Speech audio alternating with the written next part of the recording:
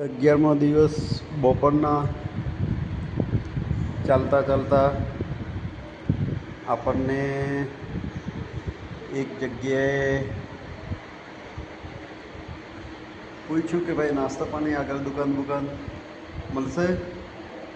તે ભાઈ એમ કે અમે બહુ મોટી જગ્યા બનાવી છે પદયાત્રીઓને જમવાની અને આરામ કરવાની સુવિધા. તો મેં જમી લીધું અને આવી મસ્ત પંખાની છે, સુવા મૂકવાની સુવિધાઓ છે. ફક્ત પદયાત્રી માટે આરામ કરવાની ને જમવાની સુવિધા માટે એમણે બહુ મોટી જગ્યા બનાવી છે. કાઠિયાવાડ છે ભાઈ, કાઠિયાવાડ કાંઈ ઘટે નહીં. તો હવે આપણે